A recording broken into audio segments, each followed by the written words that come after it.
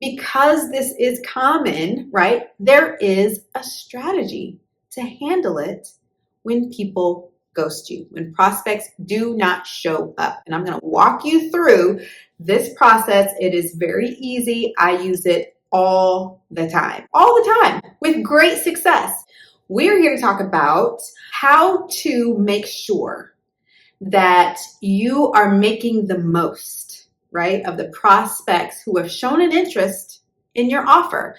So many times I'm like, this is a very prevalent issue.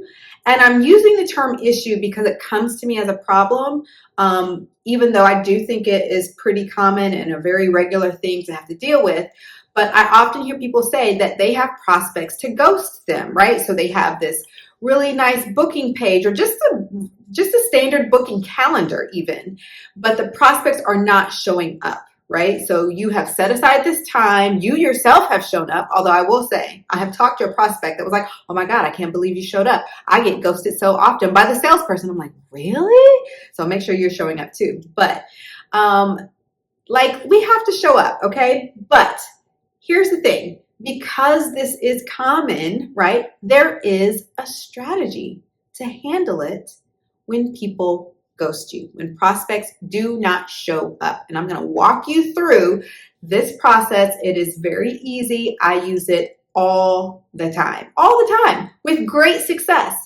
I honestly, 80% of the people who haven't ever spoken to me before get on a consult call with me at some point because of this strategy. And 80% is amazing. And really, I'll even say, like, if I were to say my last 10 consults were 100%, like on that initial interaction because of this process, but I'm going to bump it down to 80 just over time, how often I've used this over the course of my business. Okay.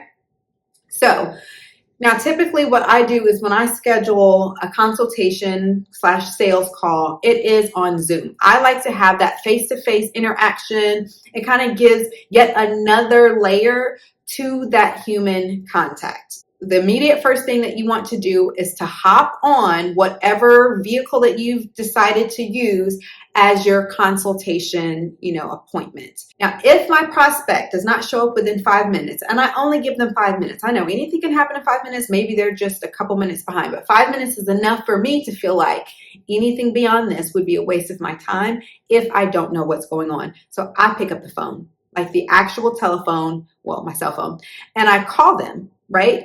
In order for anyone to book a call with me, they have to provide a phone number. So if you are not capturing a phone number, then that is one immediate way that you can start to resolve this, right? If they're not willing to give you their phone number, then they're not really that interested, right? Because anyone who is really serious, particularly for the people that I work with, because we're working on big deals here, like $1,000 is the lowest price offer for hopping on that call, right? So if you're going to be willing to spend $1,000, I think you're going to want to be able to talk to somebody for real, right? So you have to be willing to give me your phone number to book that call. So capture that.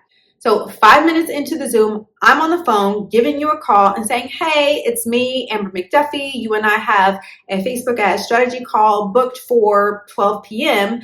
I noticed that you're not here on Zoom yet. But what I'm going to do is I'm going to stay on here on Zoom for a few more minutes, maybe about 5-10 more minutes, just in case you're caught in traffic and you're just trying to get back to your computer so that you can hop on.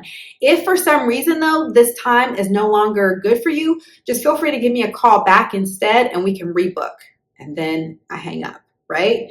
Because truth be told, and this is real, I got that from it being a reality. A lot of times we're like, I'm driving, and they'll even answer the phone and say, oh my gosh, I'm in the car. I'm not there yet. Because obviously I don't want to have the call with them while they're in the car, even if they ask me to. I say, no, I really would like for not only for your safety, but just for us to be able to have, a good conversation about this.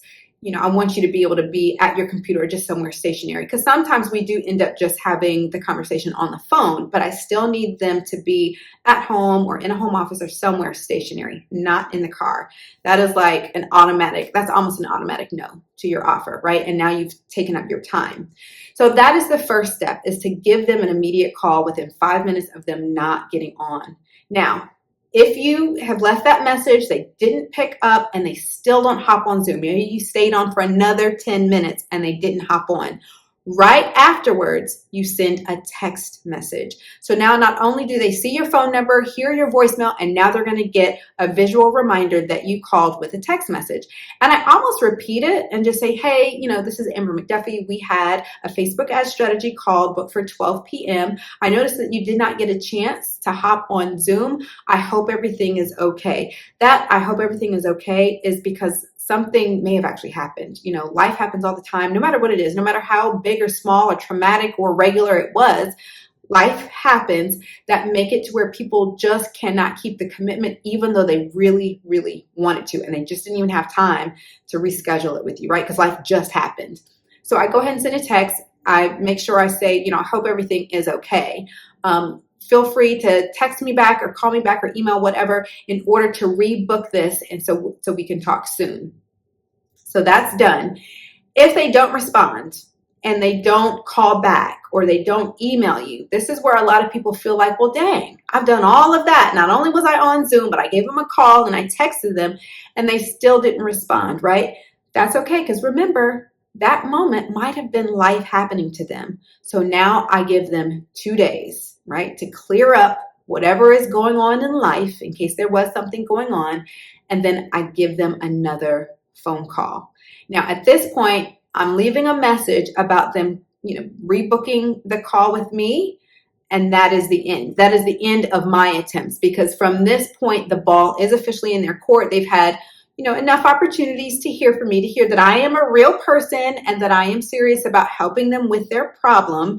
So they know on my end that I am solid, right? Now the ball is in their court. If they really do still have that problem that they want to overcome and that they want to give it a shot with me, they will then have to reach back out to me. And I'm telling you, the majority, like the overwhelming majority of the time, they do. Even if I have to get to that third step, where I'm calling them 2 days later. Sometimes they pick up on that final call. Sometimes they call me back because of that final call, right? Sometimes they were in the car. Whatever it was, the fact is that this person booked this call with you for a reason, okay? They weren't playing on the computer. They weren't playing on your calendar. They really had a genuine interest in what you had to say, what your offer is, and in booking this call with you.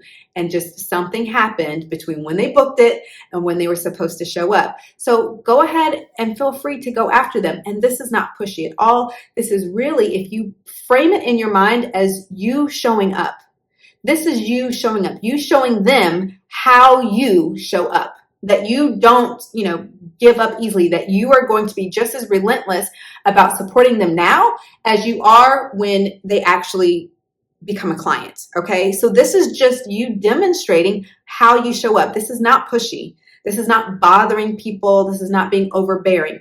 They booked the call for a reason, and you are now showing up for them. So I want you to put that in place and see how many more people you're going to get on that call. Because here's the other thing. Even if those originally no-shows, those ghosts, don't actually make that purchase with you once you get them on, can you imagine all of the information you are still going to be able to glean from them, right? Because you're going to be asking them questions like, okay, well, tell me a little bit more about what is your biggest challenge around blank, right? Whatever problem it is that you solve. And now you're going to have more information about what is my audience really struggling with? Does my offer even address that and support that? How can I create content that addresses that to help them with that problem? There is just so much that you can get from that call, even when you're not asking that specific question.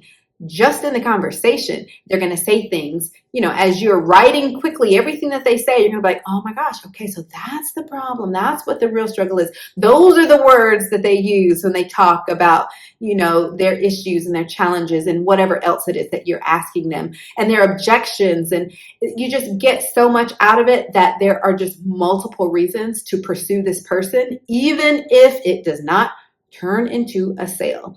So with that, I do see you improving your show up rate, right? And just saying, hey, I'm just not going to give up. I'm going to show up for them before they even become a client. Now, this is what I do. I help people to get more of these booked calls. I use Facebook ads and a optimized sales funnel so that we can move them through that customer journey and get them on that booked sales call with you, where they are already a qualified lead by the time they get on that call with you. So it will not be a waste of time for you to pursue these people because they are qualified, okay? The way that we filter them through this process. And then I provide you with that value-based sales call script that really does focus on solving problems. It's not going to be you getting on the phone and bragging about how amazing your offer is and trying to push and force somebody to do business with you, right? It really is going to be about matching your service, your solution with the problems that they have, if it does in fact match, and then you're going to have a sale. And with this script, you will close no fewer than 40%. And that is on the low end. That is the minimum, okay? Because as you get better at this, not only will you close more, but you are going to be able to really kind of glean enough information to improve that offer so that it's like clockwork, to where when they get on, all of your sales material is going to be so good because you have gotten so much information from these calls that they are going to be ready to buy from you basically once they get on. They're just doing a human check. Are you real? So if you need that service where I can actually set this up for you, your entire funnel from your Facebook ad to your email sequence to your landing page, your opt-in landing page, and your booking call sales page, plus I'll give you my value-based sales call script, then you can just book a call with me down below, click the link, and we can just start out with a free consultation. We can actually see if this will work for you and for your business, and you can ask me all of the questions that you have on that call. So hopefully you and I will talk soon, and thank you for watching this video.